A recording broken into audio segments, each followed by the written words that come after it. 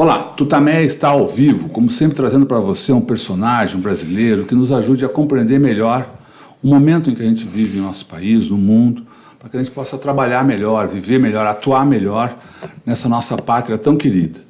Ela é Eleonora. Ele é o Rodolfo. E ele é o Cid, que vai estar conosco nessa conversa para discutir sobre política, sobre a história do Brasil, sobre a memória recente aí das lutas democráticas, das lutas de resistência contra a ditadura e do que vem por aí depois, né?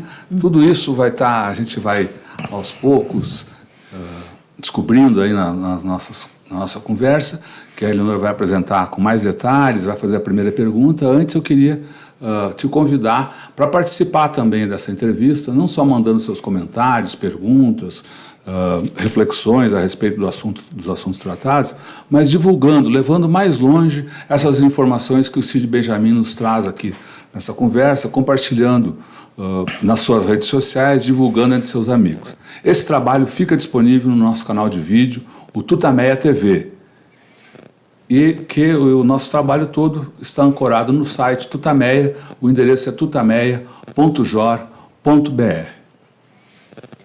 Cid, muito obrigada por você estar aqui hoje, nossos estúdios caseiros do Tutameia.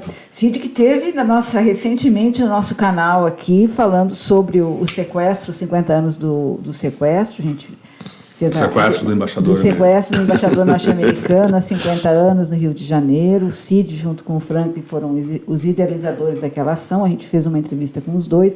Você vai lá no nosso canal, que vai estar lá a entrevista. Mas, rememorando, então, o Cid, como ele falou naquela entrevista, líder estudantil, foi do MR8, fundou o PT, fundou o PSOL, hoje é vice-presidente da BI e está lançando aqui um livro que a gente vai mostrar. Mostrar aqui. Sim, já. Geral, e agora vai ser detalhe. Assim, geral, deixa eu botar aqui no geral. Aqui. E agora eu vou botar aqui junto com o Cid. Vai lá, Rodolfo. Aqui, aquela lá, entre criador e criatura. Vai lá, pode ir lá. Vai. Isso. Estado policial, como sobreviver. Então... É uma capa toda especial aqui, que eles têm vermelho, não sei se dá para perceber, é uma serpente. Uma serpente. O ovo da serpente. O ovo da serpente. Aqui, tá todo... Depois também vamos falar sobre essa capa aqui. Mas, enfim, faça Então, Cid, como é que foi a ideia de fazer esse livro? Nesse momento aí tão dramático do Brasil. Fala pra gente. Pois é, o momento que nós vivemos no Brasil leva a que muita gente, muitos lutadores populares, estejam apreensivos e pensando, inclusive, em recuperar a experiência de resistência contra uma situação de repressão. Que nós temos isso, não só vivemos isso contra a ditadura militar, mas os próprios lutadores no tempo da ditadura recuperaram também experiências anteriores, seja no Brasil, seja fora do Brasil. Então muita gente me procurava para conversar sobre a nossa experiência. Eu participei como a Eleonora disse, eu participei do MR8, enfim, participei do movimento estudantil, fui da resistência armada, vivi clandestinidade, depois prisão, exílio. Fui trocado pelo embaixador alemão que tinha sido sequestrado. Então, e hoje em dia, embora eu não goste muito dessa história, eu sou visto como um veterano, aquele velho, aquele cara que... E aí, bom, os mais jovens estavam me procurando. E foi um tal de conversa daqui, conversa dali, e eu achei que, de fato, até pela reação deles, que gostavam muito das conversas e da experiência transmitida, eu achei que talvez fosse o caso de fazer um pequeno livro. Em vez de tratar isso em conversa num canto, aqui, ali, não, fazer abertamente para uma grande editora, porque é um assunto que interessa a muita gente e esse tipo de experiência pode ser útil. Espero, aliás, que não seja. Eu digo no livro que, enfim, qualquer escritor, qualquer jornalista tem o gosto de quando o seu livro, os seus artigos repercutem muito, são úteis, muita gente acompanha, lê, comenta. Pois eu preferia que esse livro aí caísse no esquecimento, que não tivesse utilidade nenhuma. Como sobreviver num estado policial. O fato é que eu não tenho segurança disso. Acho que a situação é grave e a situação pode se agravar ainda mais. De maneira que eu nunca me furtei a esse tipo de conversa com o pessoal, e surgiu, então, a ideia de fazer um livro, buscando uma defesa política, digamos, contra qualquer tentativa de investida de Ministério Público, desse judiciário, desse setor do judiciário, que a gente sabe muito bem como eles atuam, mas buscando uma defesa política, quer dizer, mostrar que não tem nada de clandestino, nada de ilegal aí. O livro tem prefaciadores, 3. Um deles é o meu amigo Wagner Moura, que não poderia deixar de convidá-lo, mas tem do bispo Dom Angélico Bernardino, um bispo, e tem de um desembargador também, que caracteriza um livro como um instrumento de defesa, o que ele é mesmo, instrumento de defesa de lutadores pela democracia e pelos direitos humanos.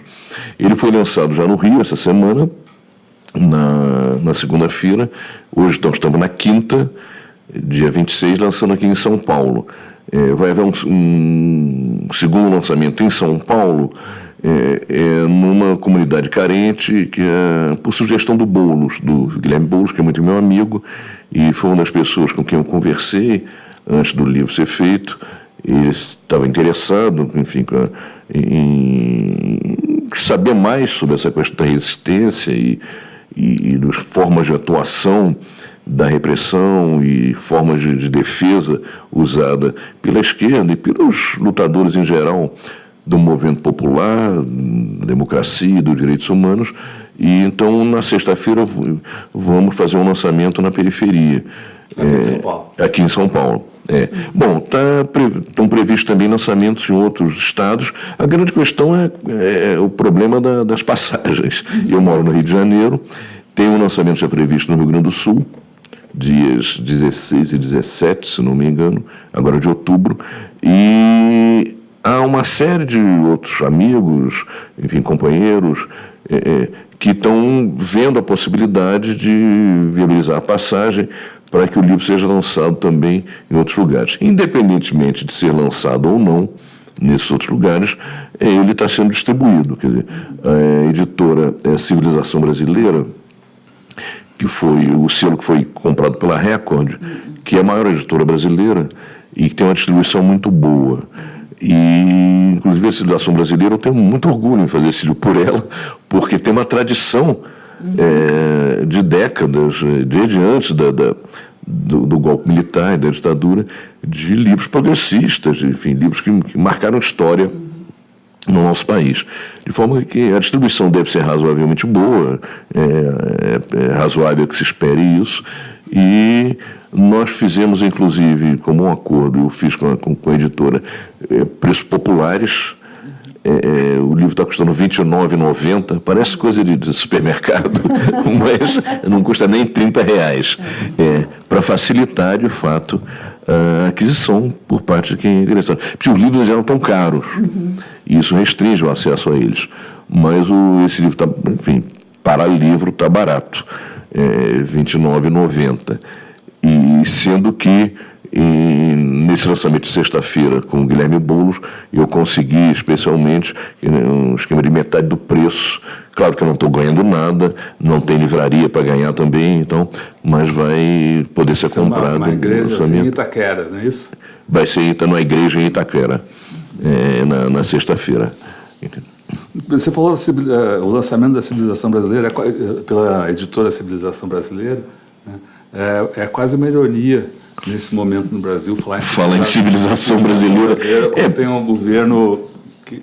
nós estamos vivendo uma coisa muito mais grave do que um simples governo reacionário. Nós estamos vivendo um retrocesso civilizatório.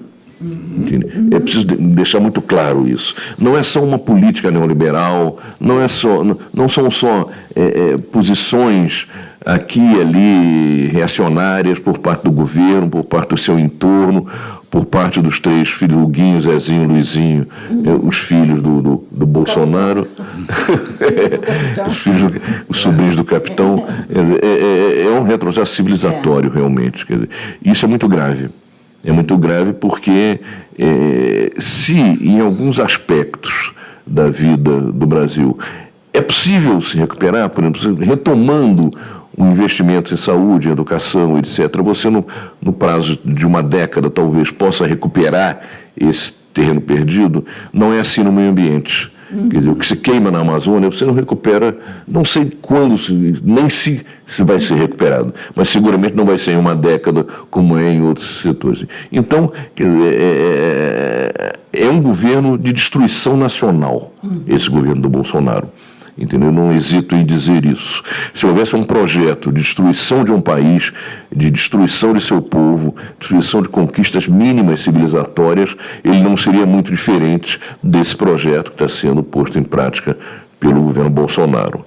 De forma que é preciso que as pessoas tenham consciência disso e possam ir além, que se disponham a ir além da reclamação, do comentário, ou até da galhofa com as idiotices que são ditas pelo presidente, pelos seus ministros, e desse debate, que não é um debate, realmente, essa coisa, enfim, é de muitos séculos atrás, se a Terra é plana ou não. Quer dizer, eu não entro em certos debates.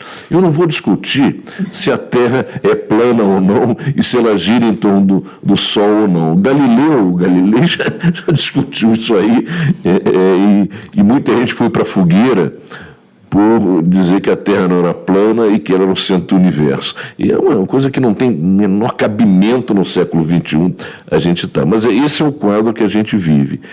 E há também resistência, e tem que haver. Quer dizer, resistência popular, que é muito importante, e há resistência, inclusive, de segmentos liberais de direita, mas que não são retrógrados a esse ponto.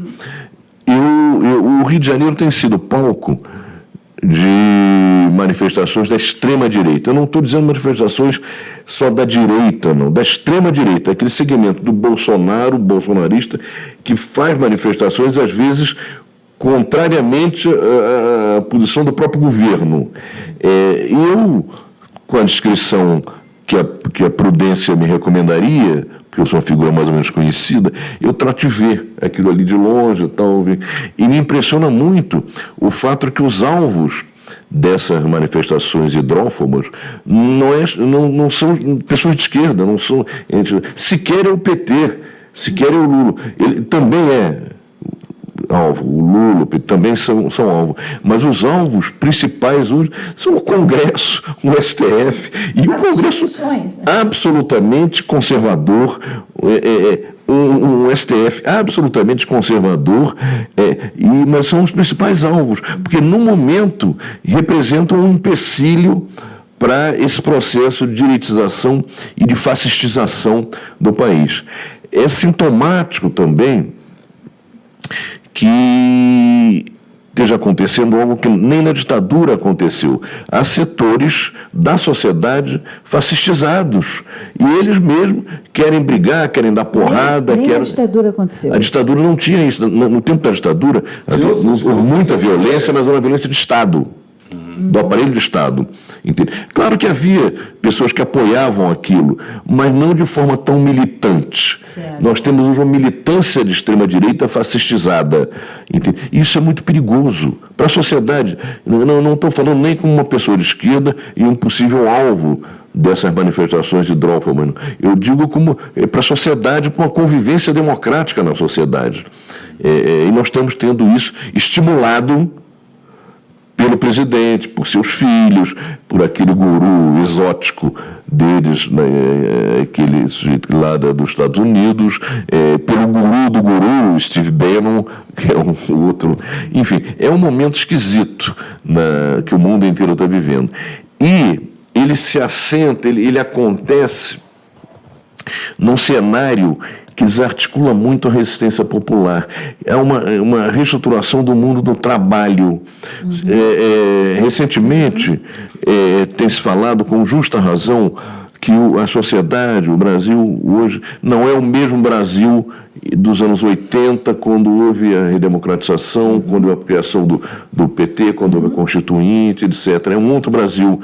A classe operária do ABC e outros segmentos significativos dela, quer dizer, ela se desbilinguiu em grande parte.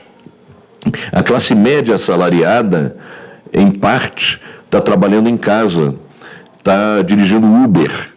Eu sou vice-presidente da ABI, que foi recentemente reconquistada para a luta democrática, e nós temos contatos com o Clube de Engenharia, por exemplo, que tem uma diretoria presidida pelo Pedro Celestino, uma figura muito boa, um grande lutador da democracia e das causas populares.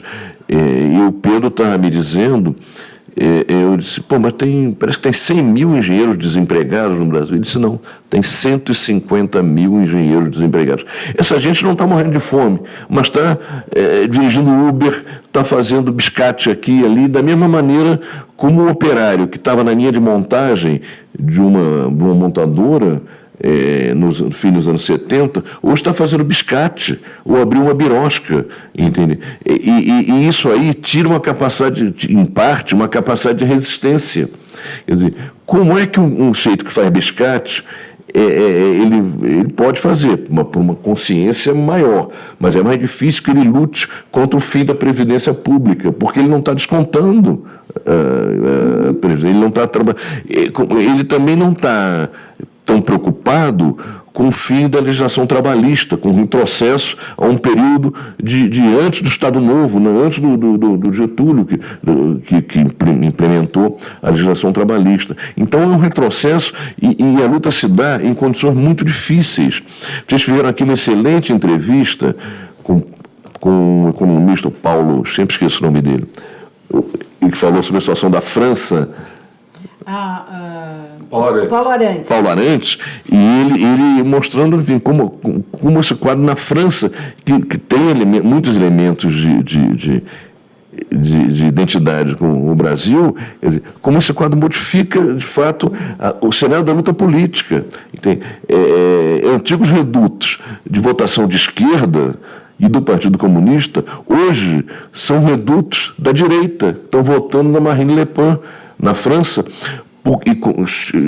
com voto xenófobo contra o imigrante, porque com o desemprego e a desorganização, desestruturação e reorganização do mundo do trabalho, quer dizer, o adversário aparente, na verdade não é isso, né? Continua sendo o capital, mas o adversário aparente do operário, que era a esquerda, é o imigrante que está lá, que está chegando, está disputando o trabalho com ele e, às vezes, por estar numa situação mais precarizada, aceitando trabalhar em condições mais precárias. Entende? É uma desorganização do mundo do trabalho. Entende? Eu tive exilado praticamente 9 anos, quase 10 anos, em diferentes países. Um primeiro momento do exílio, eu estava me preparando, enfim, para uma volta clandestina para me reintegrar ao processo de resistência à ditadura. A partir de certo momento, foi desarticulada a resistência armada aqui no Brasil e, enfim, eu tive que viver o exílio e tratar de sobreviver no exílio. E passei 4 anos e meio na Suécia, onde trabalhei de diferentes formas. Eu, naturalmente, não cheguei na Suécia falando sueco, mas fui aprendendo com o tempo, e até que aprendesse melhor, eu fiz muito trabalho manual. Eu trabalhei no Cais do Porto, na Suécia, descarreguei café brasileiro no Cais do Porto, sacos de 60 quilos e tal. E trabalhei um período curto num estaleiro. Era um estaleiro pequeno.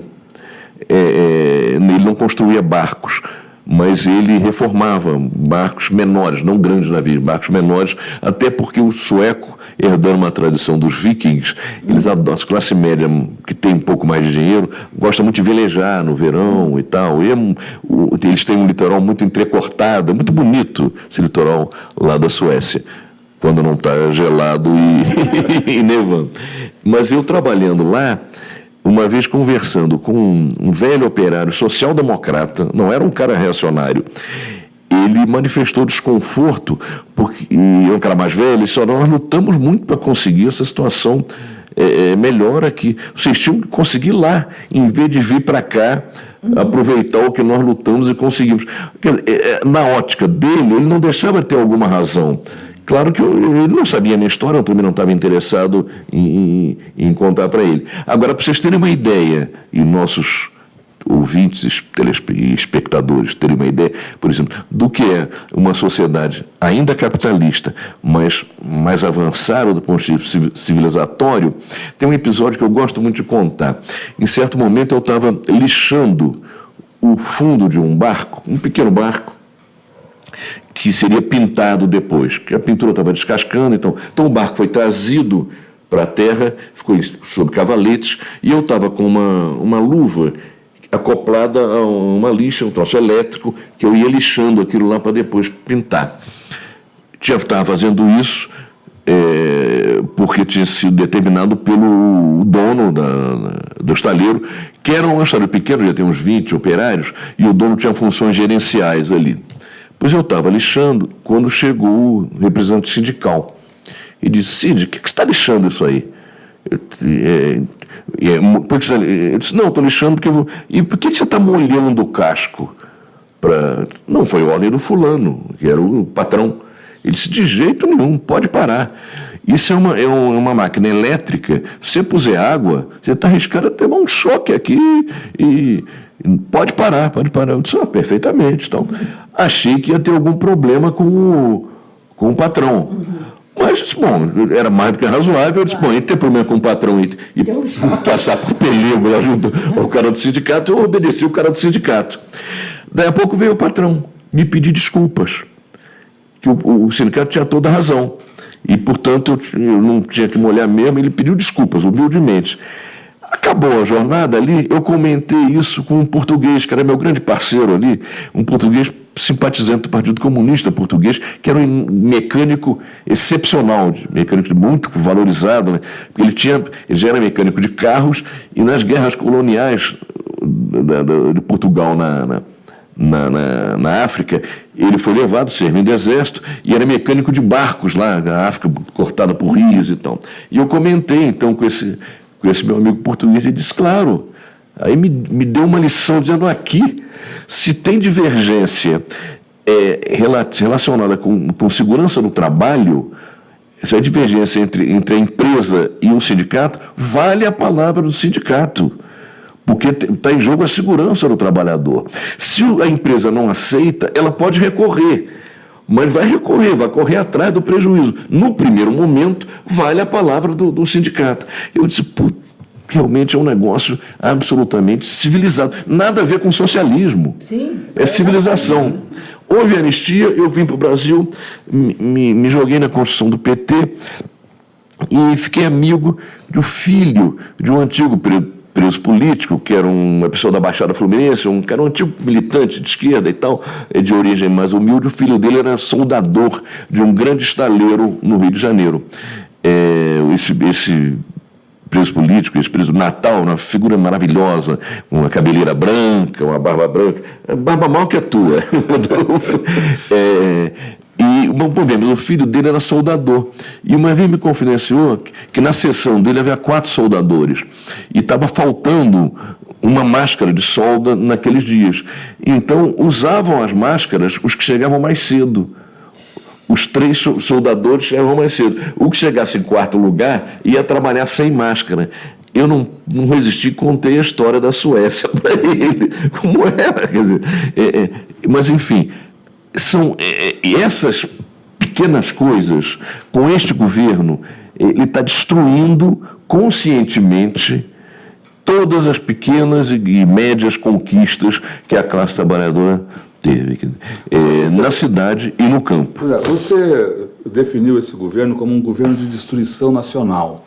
Para isso, para promover essa destruição, ele também precisa atacar os órgãos e as instituições de defesa da sociedade, de defesa da população. Como é que você vê esses... Hoje, os ataques estão principalmente no terreno institucional, né, desorganizando as estruturas sindicais, mas também a repressão mais violenta. Bom, Está caminhando para esse estado policial? Não tá? olha,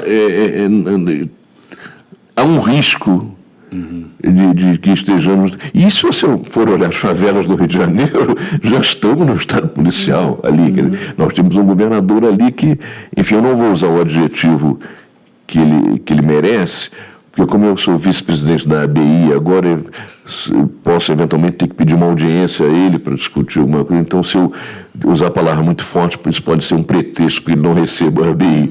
Mas é um sujeito que ele estimula a violência policial nas favelas. Isso aí não sou eu que estou dizendo, isso aí está à vista de todos. Ele agora fez uma cartilha para os moradores de favela, em particular as crianças, como elas devem atuar quando houver operação policial.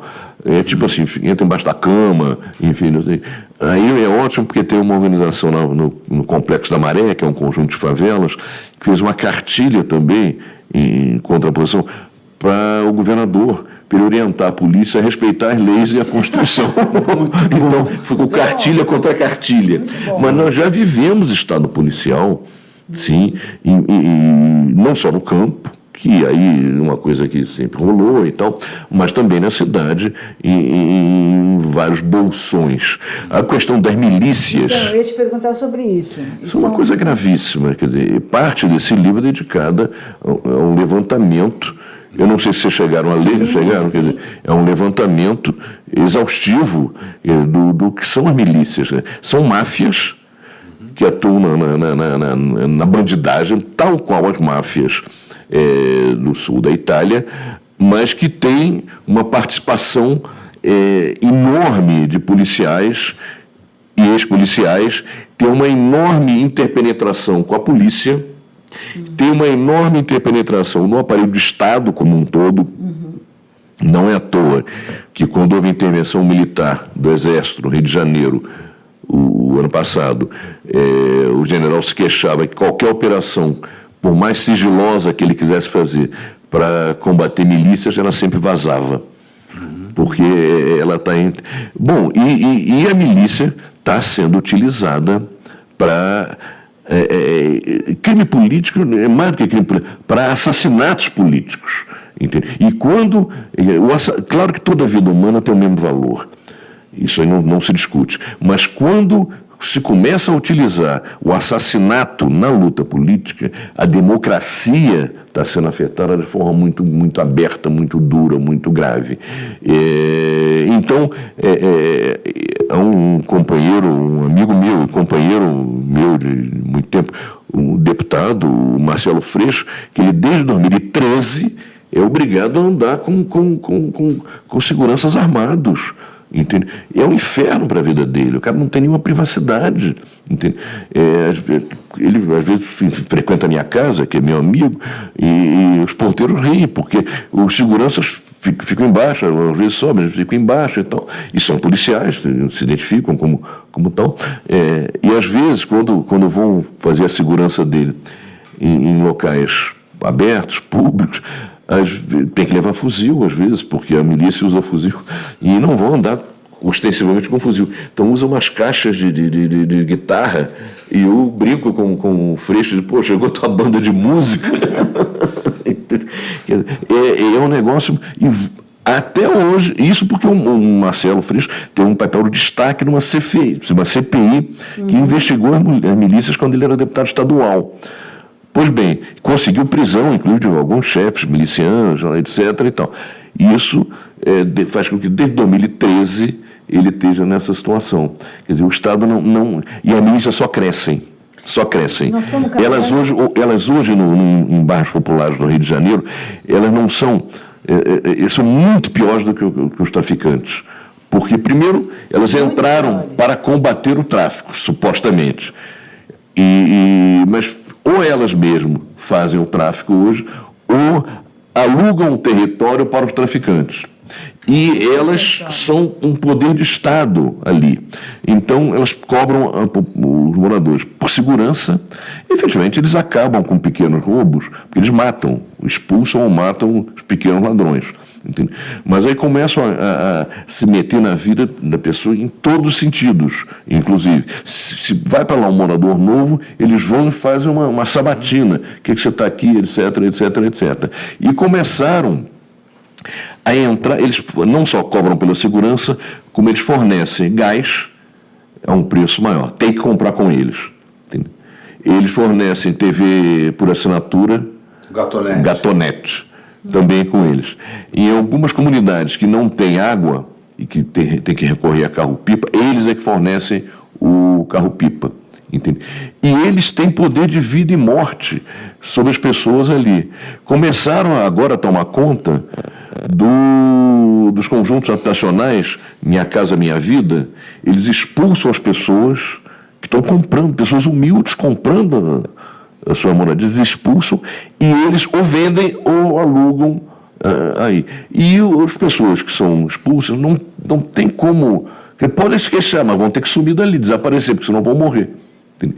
Eles estão também grilando, né? Aqueles prédios que caíram grilando terrenos, entende? E construindo prédios sem especificação técnica, inclusive em áreas de preservação ambiental, e os prédios desabam, entende? Porque é feito sem nenhuma...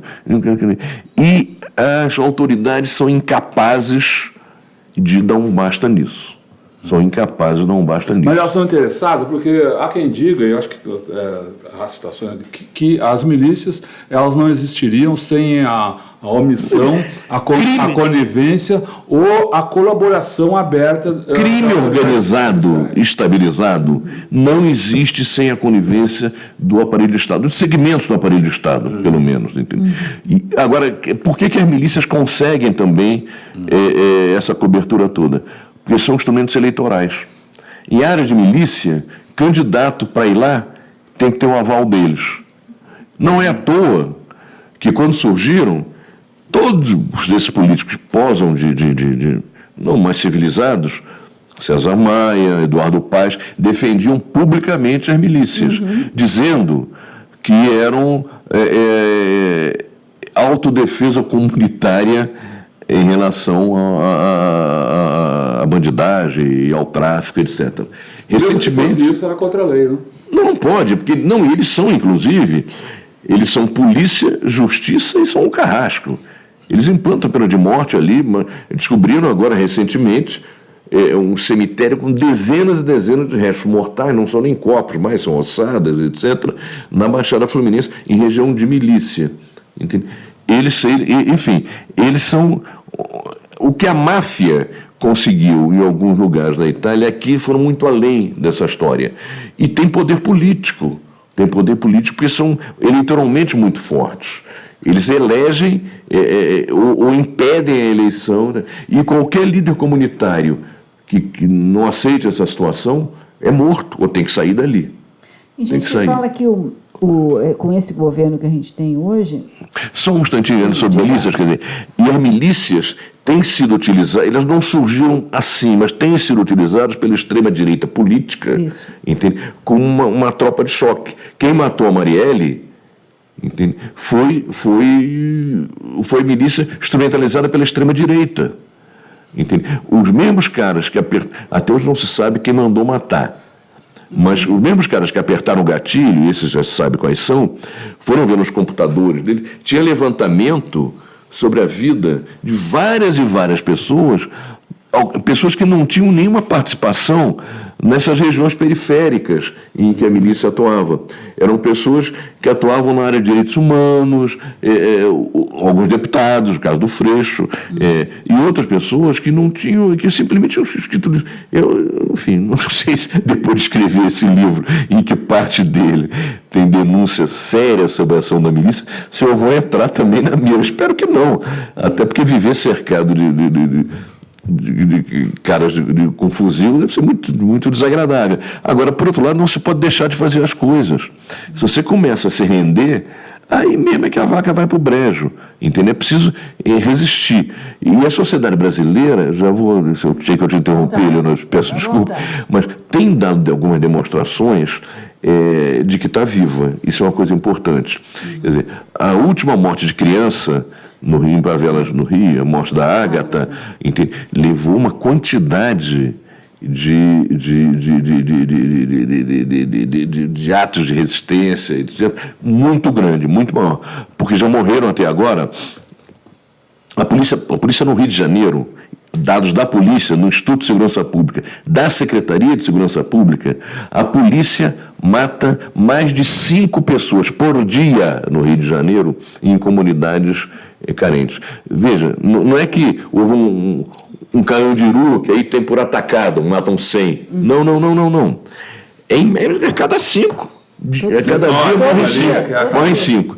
E aí começa aquela história do governador e a chefia da polícia dizer, não, as crianças têm que se proteger nas escolas. Só que os caras usam fuzil, que é uma arma de guerra e que tem um alcance muito longo e tem uma capacidade de penetração muito grande, que atravessa as paredes de alvenaria das favelas.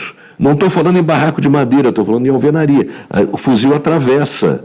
Então, a polícia diz, não, mas os traficantes atiraram primeiro. Vamos dizer que em alguns casos tem acontecido. É razoável pensar que sim. Não em todos. No caso da Ágata, por exemplo, o que aconteceu é o seguinte, ela estava chegando numa Kombi, porque tem uma Kombi de transporte de moradores, que o transporte muitas vezes é feito por Kombis, enfim, ali... Tinha polícia na área, como estava chegando ela com a mãe ou com a avó, e passou longe um cara numa moto, que teria recebido ordem de parar dos policiais. Como não parou, eles mandaram bala e mataram a menina. Agora, várias coisas tem que se pensar. Primeiro, o uso de fuzil. Segundo, o uso de arma de fogo numa situação como essa. A arma de fogo você só pode usar para salvar uma vida, porque está colocando em situações de risco as pessoas do entorno. Então, ou a vida do policial, ou a vida de um morador, aí isso justifica você usar arma de fogo. Agora, você manda alguém parar, o cara não para, e você vai dar uma rajada de fuzil numa região como uma favela, isso é um crime. E a culpa é do governador. É do governador. Não pode fazer isso. Aí diz, às vezes não, o bandido atirou primeiro. E daí? Por isso você vai botar em risco a vida dos moradores? Quer dizer, o mesmo que diga, né? Não, se não atirasse, o bandido ia fugir. Ora, por isso você vai botar em risco a vida das pessoas.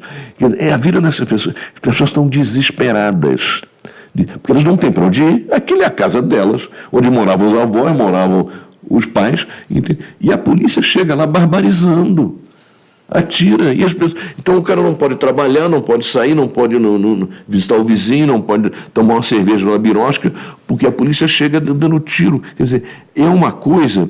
Nós na ABI, depois da morte da Ágata, resolvemos assim, esta campanha contra a violência policial em atividades, em zonas de moradores pobres, é a nossa prioridade no momento.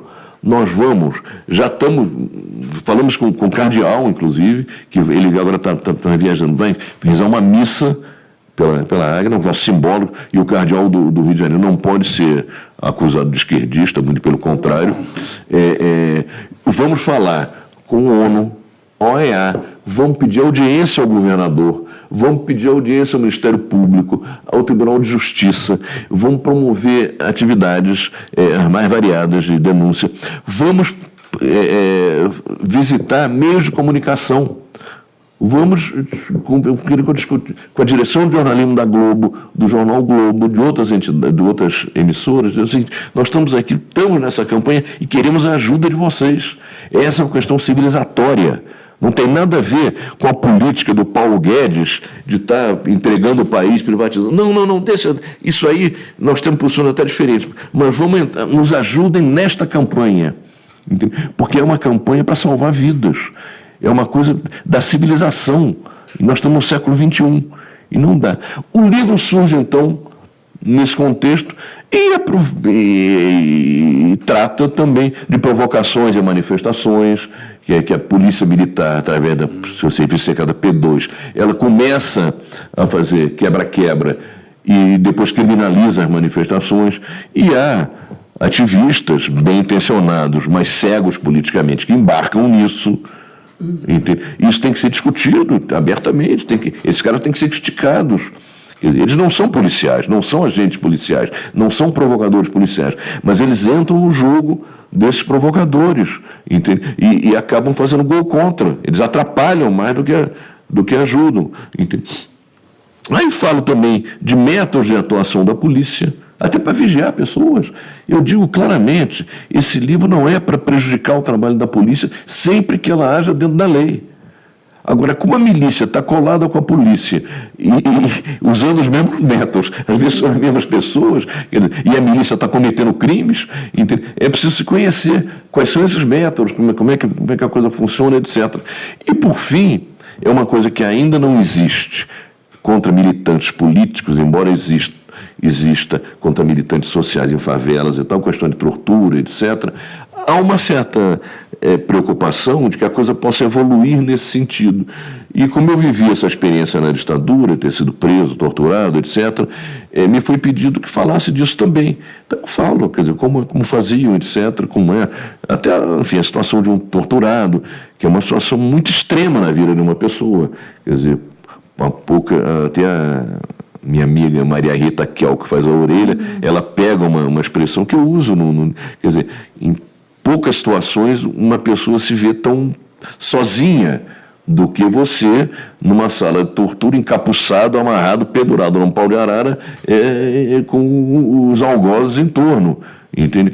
Então é uma situação que, enfim, nós não estamos livres de que venha a se repetir no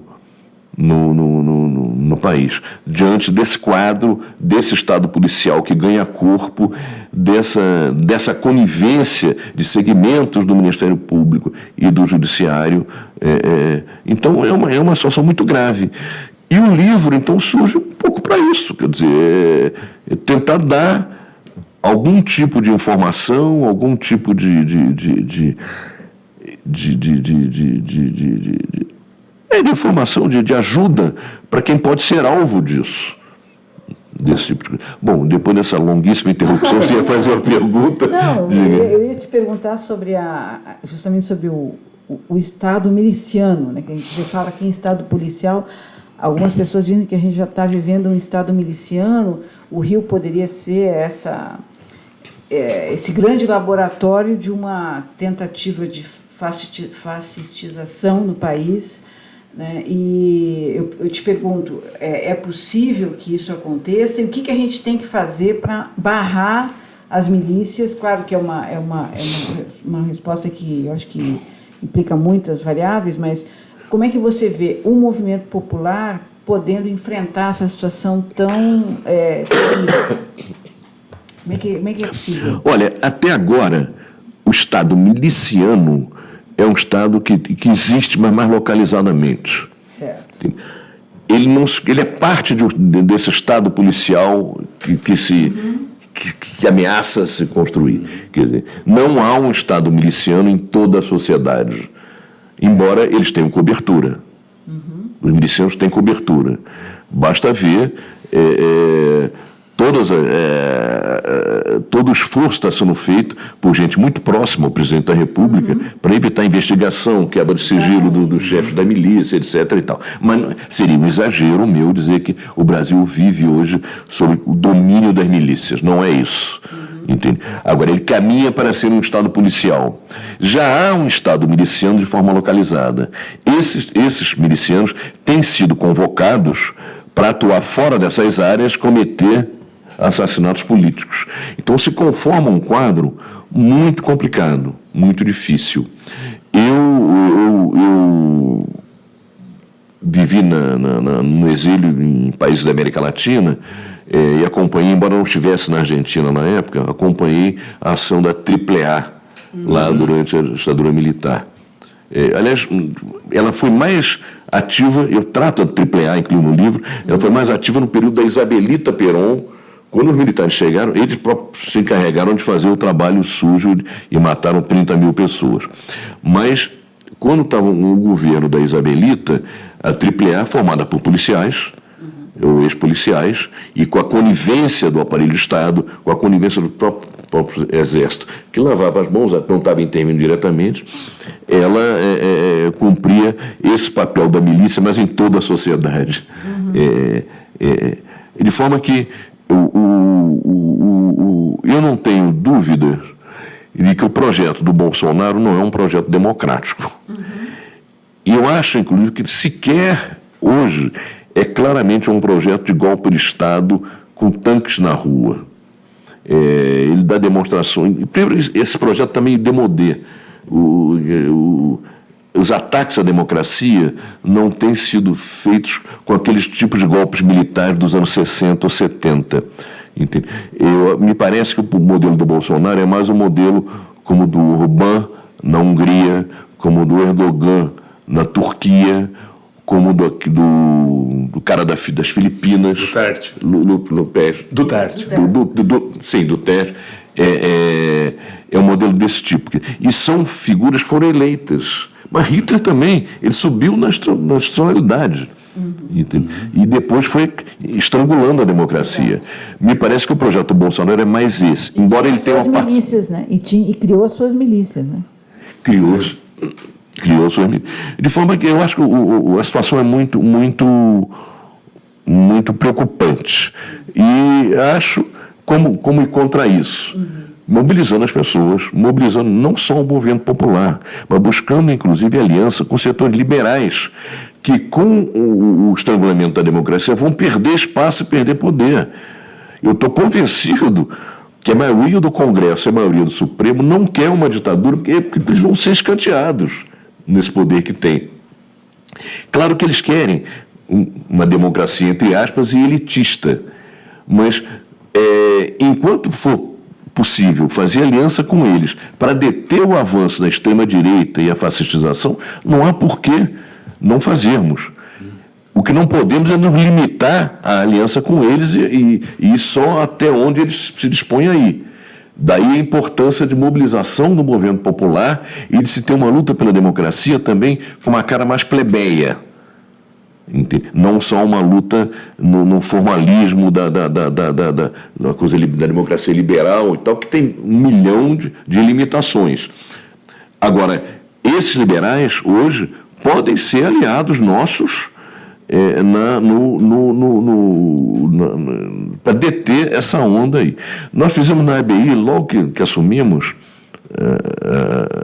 a diretoria, lá, a gestão, nós fizemos um ato em solidariedade ao Glenn, que foi um ato que nos surpreendeu, inclusive, a nós mesmos. Tinha 5 mil pessoas. Nunca a ABI teve tanta gente. Encheu o auditório, encheu o saguão ao lado do auditório, aí com telões, e encheu a parte de baixo também, com 2 mil pessoas com telões ali. Então. E nós conseguimos uma declaração do Rodrigo Maia, presidente da Câmara, dizendo em apoio ao Glenn, ao trabalho que ele estava fazendo. E exibimos lá. Houve um outro segmento, e tal, é cegueira isso. O cara estava lá se somando ao que a gente estava querendo fazer, que era garantir, defender o Glenn. Então, não há por que dizer você não pode, você no passado fez isso, você no passado fez aquilo. Entende? É bom a gente não esquecer o que fizeram no passado. Agora, isso não deve impedir de ter aliança com eles, ou a participação deles, que não deve nos limitar até onde eles podem ir, claro, mas ter aliança com eles para deter a onda fascistizante. Beleza. Você já falou algumas vezes aí da atuação na ABI. Lembrando, a ABI é a Associação Brasileira de Imprensa, e eu queria que você contasse um pouco então, de como é que foi a gênese da vitória dessa chapa. Como é que foi formada essa chapa? Como estava atuando a ABI até então? Ou como não estava atuando. Enfim, e como foi formada essa chapa e o que se espera dela agora, né? O que vocês esperam? Olha, a ABI tem mais de 100, tem 110 anos. E teve momentos memoráveis na história do Brasil na luta pela democracia, pelo Estado de Direito, pela liberdade de imprensa, pelos direitos humanos. a partir de um certo momento, uns 10, 15 anos, eu não quero precisar aqui, ela passou a ser profundamente omissa, sumiu do cenário político nacional. A partir da eleição do Bolsonaro, muitos jornalistas começaram a dizer, opa, peraí, como é que a gente pode resistir? E por que a ABI não está fazendo nada? Então resolvemos fazer uma chapa para disputar a ABI. Aliás, parte da gestão, parte da diretoria antiga, ele se somou a isso. O atual presidente, o Paulo Jerônimo, conhecido como Pajé, uma belíssima figura. O Pajé, ele era da antiga diretoria e rompeu, e aí se somou a pessoas que... Eu era associada da ABI, mas não, como ela não existia, eu também acabei sendo convidado para ser vice-presidente, e outras pessoas que estavam ou não em gestões anteriores entraram, e a gente pegou uma entidade esfacelada, materialmente esfacelada, com as contas bloqueadas, contas bancárias bloqueadas, um CNPJ bloqueado, enfim, é uma coisa que não tendo como pagar funcionário, agora com um prédio que está em péssimo estado, mas é um prédio histórico, foi doado pelo Getúlio Vargas, quando era presidente. Está tombado, mas a ABI, enfim, tem pouquíssimos funcionários e tinha perdido a sua aura de uma defensora da democracia. A gente assume aquilo lá e passa a ser obrigado a trocar pneu com o carro em movimento, porque o Bolsonaro a cada dia... ou ele, ou o governador, o vice, ou enfim, todo mundo. A gente começa, então, a trabalhar nesse sentido. E tem muitas dificuldades materiais e políticas, mas, enfim, estamos tratando de levantar a ABI. Nós estamos organizando, inclusive, um show, que já tem data, vai ser no dia 4 de novembro, com muitos dos principais artistas, músicos, um show para conseguir dinheiro para a ABI. E a gente tem dificuldade a cada mês para pagar o salário dos funcionários, que são salários baixos e são poucos funcionários. Os diretores não são remunerados, isso envolve, por exemplo, minha fonte de renda hoje é o que eu ganho benefício do INSS como aposentado. E estou dedicando boa parte do meu dia a ABI, não só eu, mas outros diretores também, porque está exigindo aquele negócio, é uma quantidade de demanda enorme. Entende? Por outro lado, é um trabalho que a gente começa a ver frutos e começa a ver que é muito importante. Quer dizer, uma ABI forte na luta pela democracia é uma coisa importante. Não à toa a gente teve tanta dificuldade para fazer essa eleição. O judiciário entrou, os pelegos recorriam ao judiciário, anulavam a eleição, não deixavam contar voto. Enfim, a gente teve eleição que não foi anulada, mas o juiz proibiu contar os votos. Houve até que depois o judiciário nomeou interventores, nomeou como interventores os diretores que já tinham esgotado o mandato. Só que os caras tinham que fazer eleição, eles não podiam ser os interventores para o resto da vida. Então, aí foi toda uma discussão dentro do nosso movimento, participar ou não da eleição, porque os caras eram pelegos, não tinham legitimidade nenhuma, eram interventores, mas resolvemos, não, vamos participar, porque a gente vai ganhar. Entende? E não participar significa eles retomarem e entregar o ouro ao bandido. Então fomos, ganhamos e tal, mas é uma situação extremamente difícil, mas é um trabalho extremamente gratificante também, porque a gente vê repercussão. A gente tem sido procurado até, a gente brinca que tem está sendo procurado até demais por entidades da sociedade civil, porque todo mundo está querendo uma manifestação da EBI. E a gente não se deu conta que não pode fazer 2 notas por dia, porque vai cair não dá, não vai vulgarizar o negócio da nota. Sim, mas isso é uma demanda do reconhecimento. Ao longo da sua vida. E do reconhecimento dessa atual diretoria. Agora, e é uma demanda reprimida que a gente brinca, que, pô, quais são as notas de hoje? Ele está segurando nota. Por exemplo, em relação à coisa da Ágata, da menina, não fazer nota, não, vamos fazer uma campanha global e tal. Enfim, já fomos a alguns meios de imprensa para nos apresentar e dizer, olha, é o seguinte, podemos ter nossa diferença, mas estamos aqui na defesa da democracia, etc., queremos, e fomos bem recebidos, entende? Porque a gente também a gente não está se portando como diretório acadêmico, como DCE. Por exemplo, no ato do Glenn, o pessoal bolsonarista, de extrema-direita, fez uma convocação para que fossem lá badernar na porta, puseram um carro de som. Nós ligamos para a Polícia Militar, o comandante, olha, somos na ABI, cidade centenária, tem um ato aqui, exercendo um direito democrático, queremos a proteção da polícia. Nós não queremos montar um grupo para brigar com os caras, queremos a proteção da polícia. O comandante-geral da Polícia Militar do Rio de Janeiro disse perfeitamente. Daqui a pouco ligou para nós o comandante do batalhão da área, se colocando à disposição, e disse que ele próprio ia estar lá para ver. Os caras puseram um carro de som, aquele som alto. Quando começou o ato e os telões lá de baixo foram ligados, entende? A PM mandou os caras parar. Provocação agora, não pode não. Vocês saiam agora. Os caras saíram. Depois nós ligamos para o comandante do batalhão da área, agradecendo, reconhecendo o trabalho dele, dizendo, vamos ficar em contato, inclusive, porque nós somos a ABI.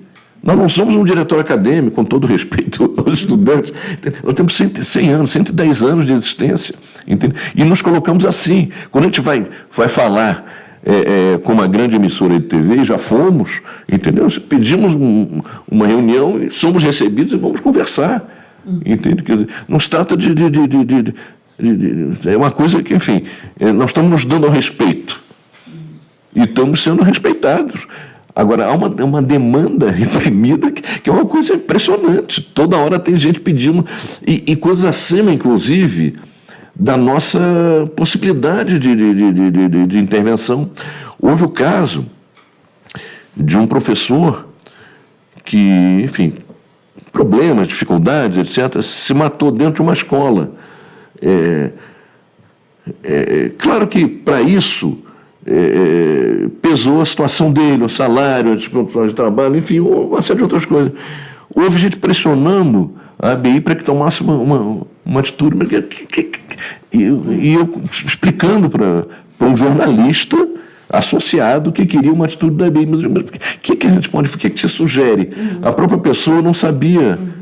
Não tinha sugestão de... Pois é, mas nós somos 6 ou 7 Don Quixotes ali, tendo que correr atrás da sobrevivência, tendo que dar plantão lá, tendo que arrumar dinheiro para pagar salário dos funcionários, tendo que resolver problemas estruturais na sede, e que tem 13 andares, a gente não ocupa todos, não tem como ocupar, tem alguns desocupados, a gente aluga alguns, mas aluga os aluguéis, enfim, está difícil alugar, etc.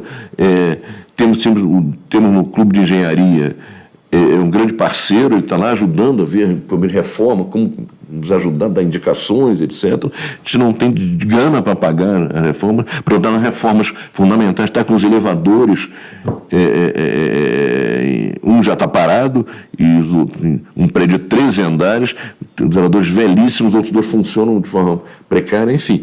É uma situação complicada, estamos trocando pneu com o carro andando, mas é um trabalho gratificante e que está tendo frutos. A demanda que a gente está recebendo, inclusive, é reconhecimento de que, enfim, a ABI está de volta. Eu queria te perguntar sobre a mídia, porque esse governo é um dos governos, acho que, não sei se na ditadura militar, claro, houve censura, mas é um dos governos mais hostis à mídia. Mídia que, em boa parte, apoiou até todo esse processo que levou o Bolsonaro ao poder. Como é que você, enfim, analisa essa questão da mídia sob ataque, depois de ter, em grande medida, apoiado essa situação que está aí? Olha, continua apoiando, né? E continua apoiando. Apoia a política econômica, mas não apoia integralmente as coisas do governo. Não te parece que a mídia é muito pouco ativa na contestação a esses ataques, é muito pouco efetiva na defesa das suas próprias características constitutivas da democracia? Olha, embora eu tenha sido convidado para dar entrevista sobre o livro, como militante político. Vice-presidente da ABI. Pois é, eu como vice-presidente da ABI, eu tenho algumas limitações porque a ABI não é de esquerda, não se propõe a ser de esquerda e não deve ser de esquerda.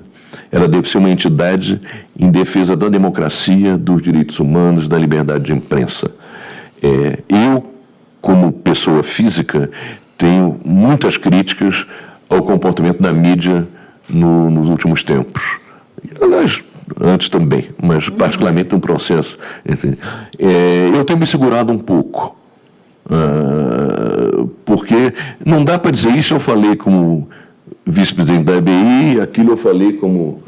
Então, mas o fato é o seguinte, eu repito, nós vamos procurar a mídia para tentar sensibilizá-la, para nos apoiar em defesa da democracia, e participar, inclusive, cobrir a atividade, em defesa da democracia, dos direitos humanos.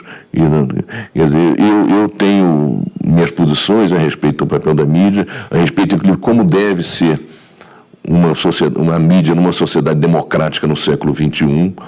Eu considero, só para dar que liberdade de imprensa no século XXI não é você poder fazer um jornalzinho num mimeógrafo e distribuir sem ser reprimido, mas é você ter acesso de forma democrática aos meios eletrônicos.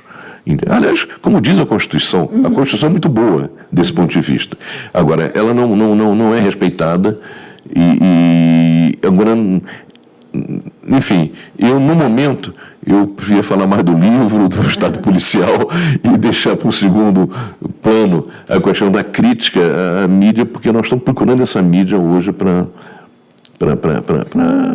lutar junto conosco contra o Estado policial. Deixa eu colocar de uma outra forma. A liberdade de imprensa está sob ameaça com o Bolsonaro? Tá, claro, é evidente. Quando o Bolsonaro, inclusive, ele acena com critérios que não são critérios republicanos para distribuir a publicidade, isso é um claro ataque à liberdade de imprensa.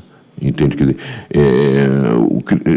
para você ser republicano, você tem que distribuir a publicidade, e a mídia, boa parte dela, vive principalmente da publicidade, onde a publicidade oficial pesa muito, entende?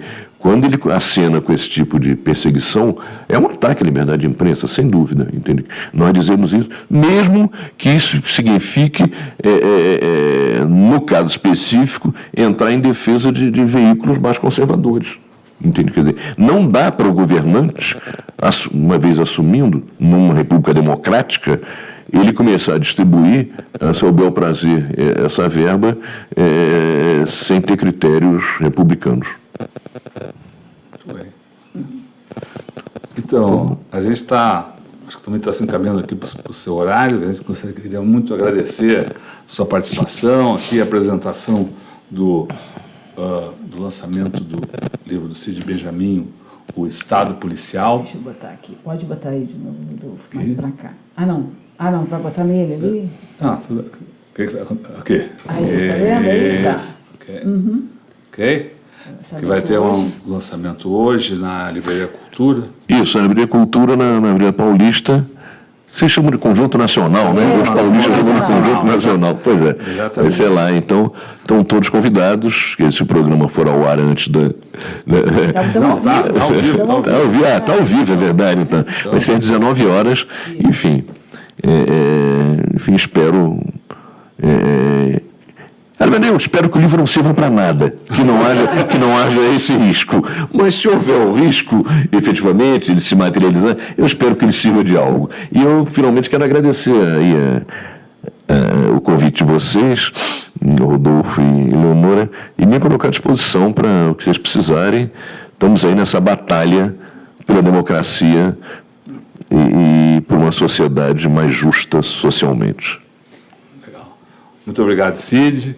A gente vai encerrando, então, agradecendo a sua participação, lembrando que todo esse material, essa entrevista, essa conversa, essas informações ficam disponíveis no nosso canal de vídeo, o Tutameia TV, e que nosso trabalho está ancorado no site Tutameia, o endereço é tutameia.jor.br, onde, além das nossas entrevistas, há artigos, fotos, outros vídeos, enfim, bastante coisa para mergulhar lá e discutir, buscar informação.